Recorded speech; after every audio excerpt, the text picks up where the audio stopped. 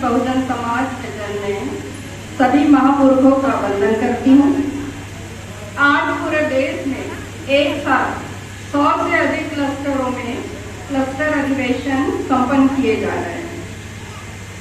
कुछ अधिवेशन पूर्व के रविवार में संपन्न हुए और कुछ आने वाले रविवारों में होने जा रहे हैं। हम कुल 300 जिलों को चिन्हित कर 110 क्लस्टर अधिवेशन यहाँ संपन्न कर रहे हैं।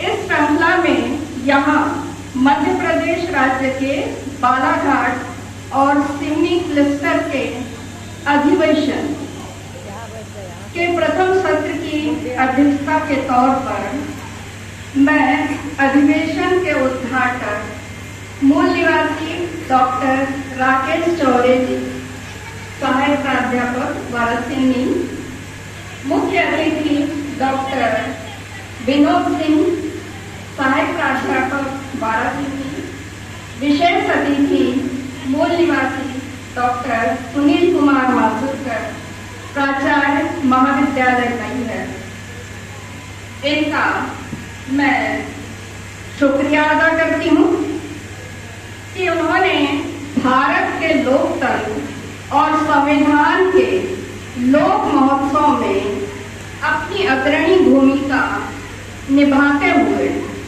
संविधान के सम्मान, सुरक्षा और संवर्धन के लिए मूल निवासी संविधान प्रबोधकों का मार्गदर्शन किया और उनका मनोबल बढ़ाया।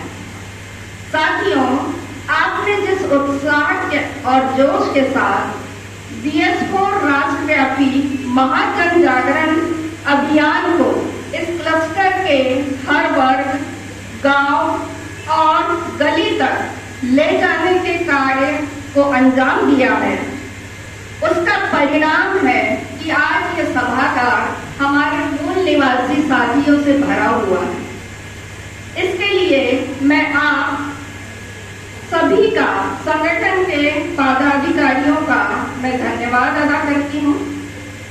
विषय की प्रस्तावना में यह बात साफ साफ आप तक उदाहरण के साथ पहुंचा दिया गया है। कैसे संवैधानिक व्यवस्था से संविधान का नाम लेकर संविधान के नियम बनाए, उसको संवैधानिक व्यवस्था जैसे कार्यपालिका और न्यायपालिका के माध्यम से लागू करवाया और विरोध करने वाले हर तंत्र को, चाहे वो आम नागरिक की आवाज हो या मीडिया का वो तंत्र जिसे मूल निवासी बहुजन समाज अपना मान रहा है, जो साम दाम दंड भेद हर तरीके से दमनकारी नीतियों से कुचल देने का भरपूर कार्य कर रहा है। मैं अपनी बात की शुरुआत झारखंड राज्य के जो 7वीं कक्षा की जो किताब है नागरिक शास्त्र, जिसे इंग्लिश में सिविक सब्जेक्ट कहते हैं, उसको पढ़ाए जाने का जो प्रथम अध्याय, उसे मैं शुरू करती हूँ।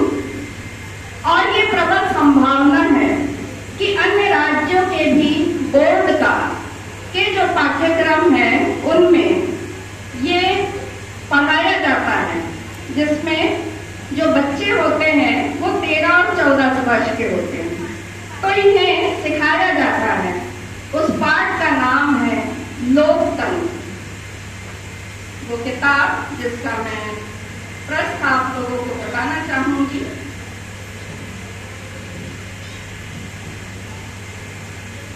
ये बुक है जिसकी फोटोकॉपी मैं लेकर आई हूँ। तो ये 7वीं क्लास का बच्चा है जिसकी उम्र 13 और 14 वर्ष है, तो उसे ये लोकतंत्र का पाठ पढ़ाया जाता है। तो ये लोकतंत्र इस पाठ की प्रथम पंक्ति में ही इस पूरे सत्र का सार है। हम जानते हैं कि बामसेट ने अपने निर्माण काल के इतिहास के पन्नों से लेकर आधुनिक काल तक में अपने महापुरुषों के आंदोलन के हर वक्तव्यों का, बातों का अपने साहित्यों में लिखा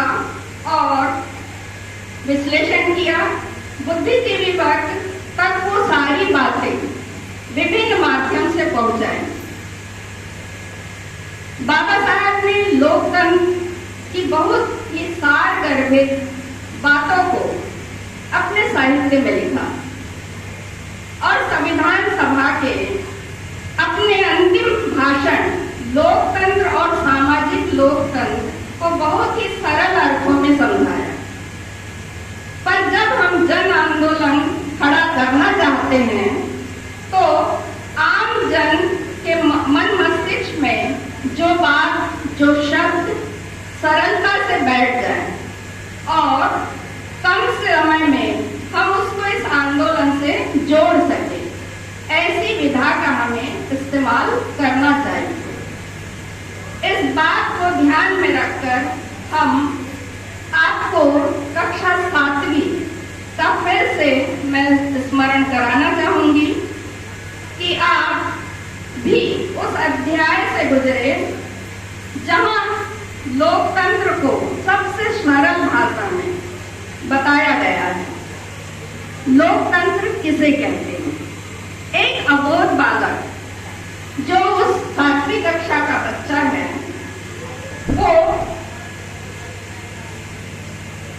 उसे ये पूरे विश्वास के साथ ये बात बताई जाती है। लोकतंत्र का अर्थ होता है जनता का शासन। इस किताब में ये चित्र दिया हुआ है। लोकतंत्र में संसद का चित्र है और उसमें सारे लोग एक तंत्र को बना रहे हैं। तो ये एक सरल सी परिभाषा 7वीं के बच्चे के दिमाग में डाली जाती है कि जनता का शासन। फिर से मैं दोहराती हूँ, लोकतंत्र का अर्थ होता है जनता का शासन। इसके समर्थन में अगली पंक्ति बहुत ही सरल भाव से है। यह शासन की वह व्यवस्था है जिसे आम लोगों की सहमति की आवश्यकता होती है। एक लाइन और सरकार के मौलिक कर्तव्यों को समझने के लिए आपके समक्ष रखती हूँ। तीसरी लाइन है, यहाँ यानी लोकतंत्र में निर्णय जनता की सहमति से उनके हित के लिए लिए जाते हैं। तो ये क्लास 7वीं जो कि हम जनता का शासन, ये बच्चा पढ़ रहा है। सरकार पर नियंत्रण जनता का होगा। आम लोगों की सहमति जरूरी है। निर्णय जनता के हित में होंगे। आप भी पढ़ें, हम भी पढ़ें, पढ़ते रहें। निजीकरण आ गया, हम पढ़ते रहें। शिक्षा का बाजारीकरण हो गया, हम पढ़ते रहें। आर्थिक आधार पर आरक्षण गैर संवैधानिक रूप से लागू कर दिया गया, हम पढ़ते रहें। किसानों के विरुद्ध कृषि कानून लाए गए, लाखों किसान बेघर हो गए और सड़कों पर 9 महीने तक लड़ते रहे। उधर किसान के बच्चे भी पढ़ते रहे।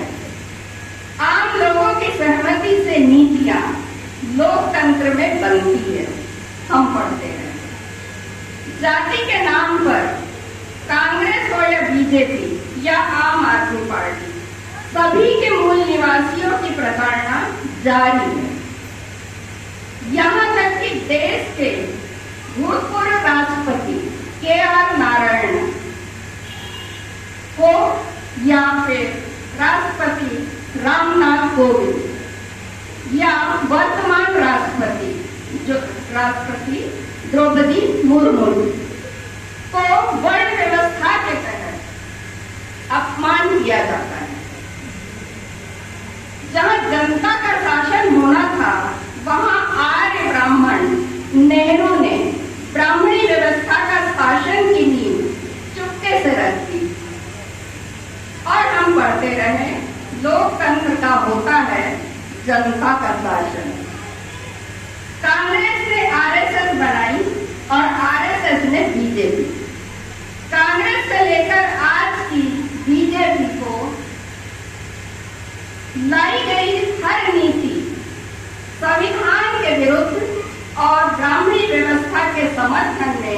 लाई गई है और आम जनता के सम्मति को दरकिनार कर मुट्ठी भर लोगों के हित में ये योजनाएं चली आ रही, जिसका सबसे ज्वलंत उदाहरण है जाति आधारित जनगणना।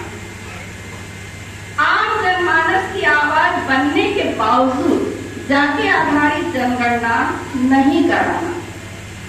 देश का अन्य पिछड़ा वर्ग अपने अधिकारों के लिए संविधान लागू होने के काल से ही अपनी संवैधानिक अधिकारों की मांग करता रहा। आयोगों का गठन हुआ, रिपोर्ट सौंपी गई, मगर ब्राह्मणी तानाशाही वर्ग ने लोकतंत्र के हथियारों से उनके अधिकारों का गला घोट दिया और उनके पद काट दिए गए। उनको धर्म की अफीम पिलाई गई और इस तरह से वो अफीम से सराबोर हो गए और इन्होंने उनके अधिकारों पर कुंडली मार ली और वहां बैठ गए। यहाँ तक कि प्रस्तावना में जो आंकड़े पिछड़े वर्गों के राज्य सरकारों की दी गई है, उनके द्वारा भी अन्य पिछड़े वर्ग के समर्थन में जनता के दबाव से बीजेपी ब्राह्मणी सरकार को जाति आधारित जनगणना करवाने की अपील की गई, तो मोदी सरकार ने सिरे से नकार दिया और हाल फिलहाल में पटना हाई कोर्ट के माध्यम से राज्यों को जाति आधारित सर्वे करने की सहमति देकर संवैधानिक प्रावधानों का मखौल उड़ाया है। राष्ट्रपति को नए संसद के उद्घाटन में नहीं बुलाना ब्राह्मणी वर्णवादी मानसिकता का पुख्ता प्रमाण है। साथ ही सेंगोल जैसे धार्मिक प्रतीक को नए संसद भवन में स्थापित करना संविधान के मूल भावना के खिलाफ है और मनुस्मृति के समर्थन का द्योतक है। यहाँ तक कि पिछले सप्ताह देश के प्रधानमंत्री के सलाहकार, जो अभी मंच के द्वारा ये बात रखी गई कि उन सलाहकार ने संविधान बदलने की दलील दी, वो दलील ये द मिंट में छपी है। ये जो है ये इस तरह से अलग अलग हथकंडे अपनाते हैं और संविधान के ऊपर आक्रमण करते हैं। देश इससे स्तब्ध है। जिस प्रधानमंत्री ने संविधान की शपथ देश के नागरिकों के हित के लिए ली है, वो जनता के विश्वास को उसके साथ विश्वासघात कर रहा है और ये उन्हीं के संरक्षण में भारत के संविधान को बदलने की बात बीजेपी, कांग्रेस और सभी ब्राह्मणी पार्टियां कर रही है। तो इस तरह से जो है बीजेपी ने ये बात रखी तो इसका खंडन किया गया। ये इसकी भी मैंने एक कॉपी लेकर आई हूँ जिसमें लिखा हुआ है the recent article by doctor एल्डरेट Vivek Oberoi was in his personal capacity. In no way do they reflect the views of EAC, CM or the government of India. तो इस तरह से ये हमारा जो BS4 अभियान है, इसने उन्हें मजबूर कर दिया कि वो अपना स्टेटमेंट दें।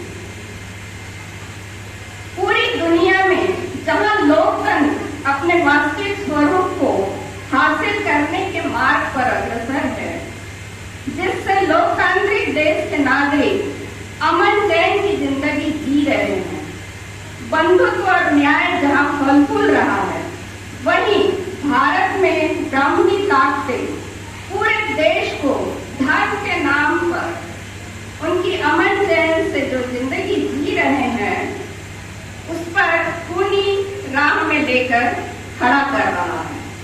हर रोज अलग अलग जा रहे हैं, जिसका ज्वलंत उदाहरण मणिपुर, जहां मूल निवासी वर्ग के जो दो समूह हैं वो रक्त रंजित नरसंहार कर रहे हैं और उसका दौर आज भी जारी है। और देश के प्रधानमंत्री विदेशों का दौरा कर रहे हैं। देश नफरत की आग में जलती रही और दूसरी तरफ पूरा सरकारी तंत्र अफवाहों को तवज्जो दे रहा है। आज देश को गरीबी के चरम सीमा में लेकर खड़ा कर दिया है। देश के हर नागरिक पर लाखों का कर्ज चढ़ा दिया गया है। देश के सभी बड़ी सार्वजनिक संस्थाओं में पूंजीपतियों को निजीकरण के रास्ते हिस्सेदार बना दिया गया है।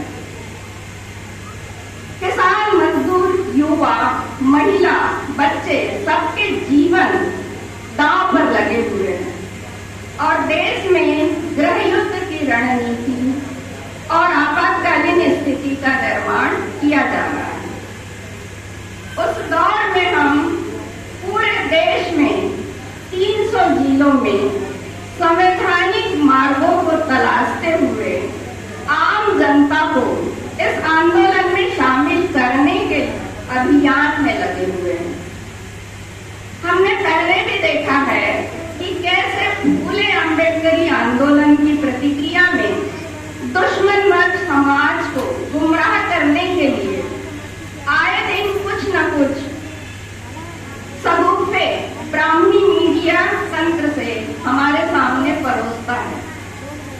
ऐसे ही BS4 अभियान की प्रतिक्रिया में प्रधानमंत्री नरेंद्र मोदी के जो आर्थिक सलाहकार परिषद है उसके अध्यक्ष विवेक ओबेरॉय, इनने एक अखबार में जो मैंने अभी दिखाया नए संविधान की मांग करते हुए लेख लिखा और उसने ये कहा कि इस संविधान में बहुत सारे संशोधन हो चुके हैं।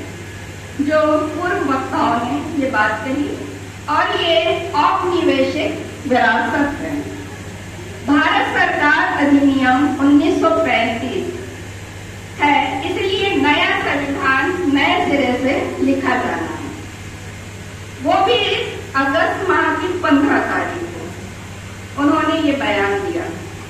मगर देखने वाली बात ये है कि ये सरकार ने ठीक 2 दिन बाद भी इस बयान से अपना पल्ला झाड़ लिया और ये घोषित किया कि विवेक देवराय का ये पर्सनल विचार है।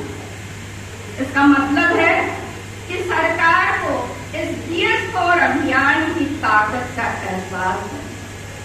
जब आपके आंदोलन की प्रतिक्रिया हो तो समझ लेना चाहिए कि आंदोलन की दिशा एकदम सही है और इसको ध्यान में रखते हुए इस आंदोलन को तेज कर देना चाहिए।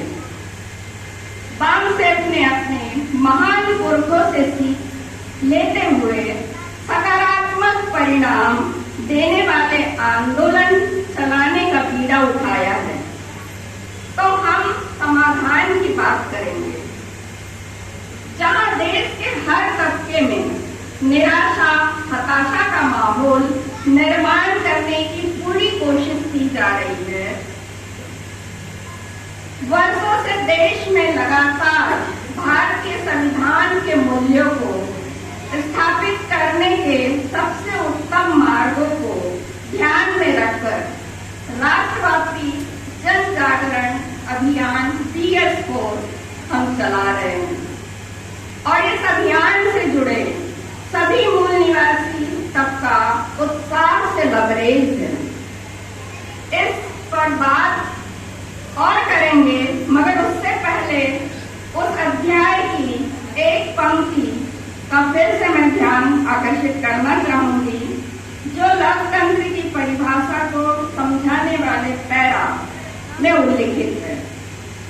वो ये कि प्राचीन काल से ही भारत एवं ग्रीस में लोकतंत्र के उदाहरण मिलते हैं। यानी कि जो भारत है, भारत से ही दुनिया में लोकतंत्र विकसित हुआ। अगर आज यह यूनानी ग्रीस को हम देखते हैं तो वो सुखी और संपन्न विकसित देश की गिनती में आ रहा है। बाबा साहब ने अपने साहित्य में भी भारत में लोकतंत्र होने के उनके उदाहरण हमारे सामने रखे हैं। यहाँ तक कि संविधान सभा में भी उन्होंने इस बात को दोहराया है कि ऐसा नहीं है कि हम लोकतंत्र से अनजान हैं। देश में दोबारा लोकतंत्र स्थापित करने जा रहे हैं। उन्होंने श्लाघा जैसे मताधिकार का प्रयोग प्राचीन भारत में होता था, इसका जिक्र भी किया है। इसका सीधा और स्पष्ट मतलब है कि संविधान के माध्यम से संविधान सभा ने इस गौरवशाली भारत को पुनर्स्थापित करने की व्यवस्था संविधान के माध्यम से जनता को लगाई हुई है। और भारत के संविधान के प्रस्तावना में हम सब प्रण लेते हैं, लिया है, हम भारत के लोग। ये बात आई है कि प्रस्तावना जिसमें कि हम भारत के लोग जो समता, स्वतंत्रता, न्याय और बंधुता वाली व्यवस्था को बहाल करेंगे। इसके लिए और आगे भी हमने प्रण लिया है कि भारत के लोगों को मानवीय मूल्य आधारित जीवन जीने के उपाय संविधान के माध्यम से प्रदान कराएंगे। देश की व्यवस्था चलाने और 140 करोड़ लोगों के कल्याण के लिए देश में 545 लोकसभा सांसद हैं, 245 राज्यसभा सांसद हैं और देश में करीब 4120 विधायक हैं। कुल मिलाकर 2,67,428 स्थानीय शासन प्रणाली की इकाइयां हैं। ग्रामीण क्षेत्रों में 632 जिला परिषद, 6,672 पंचायत समिति और 2,55,466 ग्राम पंचायत। लाइट से जा रही है तो अनेक मंत्री, एरोप्लेन, मंत्रालय और अनेक विभाग कार्यरत हैं। हजारों IAS, IPS, IFS, IRS और अन्य आला अधिकारी इस देश में हैं। करीब 2 करोड़ 15 लाख से ऊपर कर्मचारी सरकार के अधीन कार्यालयों में कार्यरत है। ये सभी यंत्रणाएं संविधान के दिशा निर्देशन में बनाई गई है ताकि देश के हर व्यक्ति का कल्याण हो। पहली बार फ्लाइट से जा रही है। इतनी जटिल व्यवस्था देश में सुचारू रूप से काम तो कर रही है, मगर देश का हर मूल निवासी समस्याग्रस्त है। कहाँ जा रही है और समाधान की बाट जोड़ रहा है। अच्छा नहीं लगेगा। ये सारी यंत्रणाएं लियारा फर्स्ट फ्लाइट जर्नी, निर्देशों का काम लियारा पहली बार घूमने जा रही है एरोप्लेन। अगर देश आज गर्त में जा रहा है तो इसका सीधा मतलब है कि देश को गर्त में ले जाने के निर्देश सरकार ने इन यंत्रणाओं को दे रखे हैं। सरकार ने शिक्षा में बाजारीकरण, सरकारी संस्थाओं का निजीकरण, राजनीतिक व्यवस्था का ब्राह्मणीकरण, मीडिया तंत्र का दमन, इसका कुचक्र चला रखा है। इन सब बातों से जनता को अवगत कराना, साथ ही संविधान के अनुरूप भारत की कल्पना का दर्शन कराना और सरकार बनाने के तंत्रों का सही उपयोग करने की कला में निपुण करना बामसेफ और इसके ऑफशूट ने अपने जिम्मे लिया हुआ है और काफी हद तक सफलताएं भी मिल रही है। जिस अनुपात में हम संविधान के इस आंदोलन को जन आंदोलन में बदलने में कामयाब होंगे, संविधान द्वारा लगाए गए सभी तंत्र ठीक से काम करने लग जाएंगे और देश के हर व्यक्ति के कल्याण का मार्ग खुल जाएगा। इस ब्राह्मणी तानाशाही का अंत करने और इसको ताबूत में बंद कर इसमें अंतिम कील ठोकने का पूरा इंतजाम इस BS4 अभियान में समाहित है। ये अब मैं आपको समझाने की कोशिश करती हूँ कि बामसेफ और इसके छब्बीस मिनट हो गए ने यह निर्णय निर्माण काल से ही दोस्त और दुश्मन की रेखा खींचकर समाज को जागरूक किया है। 4 दशक तक एक एजेंडे को समाज के अंतिम व्यक्ति एक अपने प्रचार माध्यम से स्थापित करने में हमने सफलता प्राप्त की है। इसका पुख्ता उदाहरण है RSS के मुखिया द्वारा ये खुले तौर पर घोषणा करके सफाई दी जाती है कि हम भी इस देश के मूल निवासी हैं। दूसरा उदाहरण मूल निवासी शब्द देश के संसद में गूंजना। हमारे समाज के जो तोते हैं, जो तोता रटन वाली एक कहानी हमने पढ़ी है, तो वो जो तोते बैठे हुए हैं तो वो मूल निवासी शब्द के विरोध में बोलते हैं।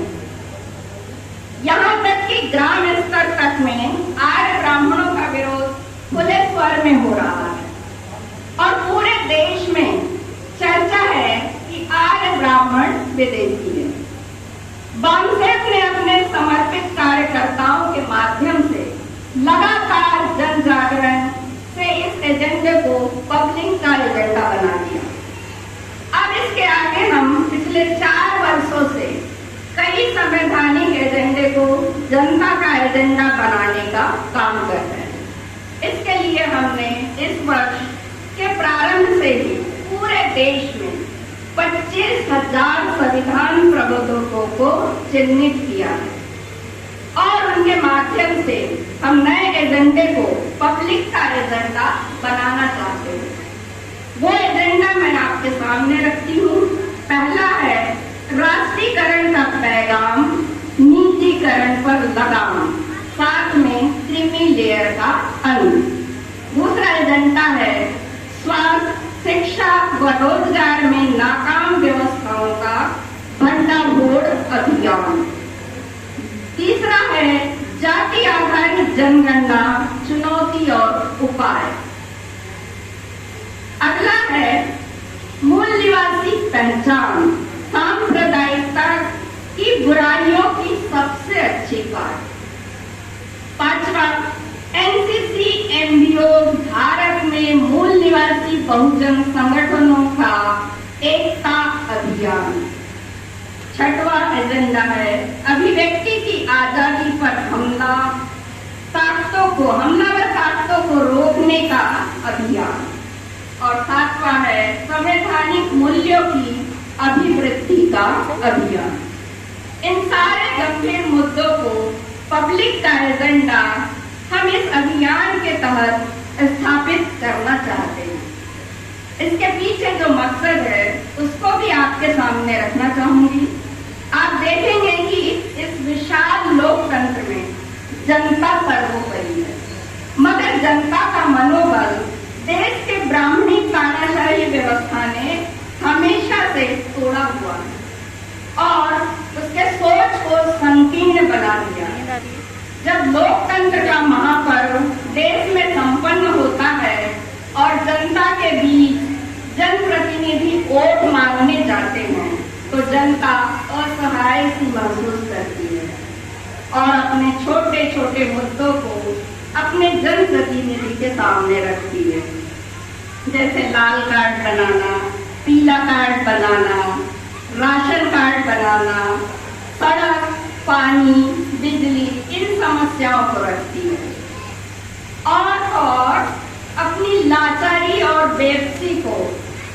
पैसों के लालच में अपने अधिकारों को भी दांव पर लगा देती है। तो जनता को अब अपने अधिकार कैसे मिलने चाहिए, ये बता रहे हैं कि संविधान ने उसको सरकार बनाने के जो यंत्रणा दी रखी है, उसको ठीक ढंग से चलाने के लिए दक्ष भी कर रहे हैं। जब जनता को ये मालूम होगा कि इस ब्राह्मणी तानाशाही वर्ग उसका कब से शोषण कर रहा है, उसके अधिकारों पर कुंडली मार कर बैठा हुआ है, तो आने वाले चुनाव में वो जनता उसे उखाड़ कर फेंक देगी और संविधानवाद की राजनीति करने वालों को इस लोकतंत्र की व्यवस्था में स्थापित कर देगी। इसीलिए हमें जल्दी से जल्दी पंचायत स्तर पर इस BS4 अभियान को इसके लेटर एंड स्पिरिट के साथ स्थापित करना है। इसके लिए हमने इन अधिवेशनों के माध्यम से लगभग 3000 फूले बिरसा अम्बेडकरी विचारधारा से आंदोलन चलाने वाले संगठनों को सादर आमंत्रित किया है और दूसरे सत्र में उनके प्रतिनिधियों को संविधान से प्राप्त अधिकारों के बदले में हमारा कर्तव्य क्या है, इस विषय पर बोलने का मौका दिया गया है। वामसेप उनसे अपील करती है कि इस आंदोलन में हमारा साथ और सहयोग देकर देश को तानाशाही व्यवस्था से मुक्त कराने में हमारी मदद करें। इस अभियान के लिए इस मंच से देश के सभी छोटे बड़े संगठनों से अपील है कि भारतीय संविधान के सम्मान, सुरक्षा, संवर्धन में अपनी पूरी ऊर्जा लगाए और दुनिया को लोकतंत्र का पाठ पढ़ाने वाले भारत में वास्तविक लोकतंत्र यानी सामाजिक लोकतंत्र को स्थापित करें। अपनी बात को विराम देने से पहले आप सभी से इस कार्यक्रम के बाद बहुत ही महत्वपूर्ण कार्यक्रम की एक सूचना मैं देना चाहूंगी, जिसमें आप सभी का सहभाग और आमंत्रण दे रही हूँ कि आप सब जानते हैं मूल निवासी बहुजन पुरखों का जो आंदोलन क्षेत्र है, वैसे तो पूरा देश रहा है, लेकिन बुनियादी तौर पर ये नागपुर है। फूले साहब, बाबा साहब ने जिस क्षेत्र में आंदोलन की नींव रखी, उस क्षेत्र का ब्राह्मणीकरण करने का काम ब्राह्मणवादी ताकतों ने अपने प्रचार प्रसार माध्यम से किया हुआ है। लोगों के मन में RSS का गढ़, ऐसा भय नागपुर के संदर्भ में स्थापित किया गया है, लेकिन वास्तव में नागपुर हमारे पुरखों के आंदोलन का गढ़ है। तो इस गौरवशाली अस्मिता को हम फिर से मूल निवासी बहुजन समाज के मन मस्तिष्क पर स्थापित करना चाहते हैं और BS4 महाजन जागरण अभियान की अगली कड़ी BS4 राष्ट्रीय पथ संचलन सब मूल निवासी बहुजन संगठनों का एकता अभियान के तहत एक दिवसीय कार्यक्रम नागपुर शहर में अगले माह यानी 22 अक्टूबर 2023 को करने जा रहे हैं।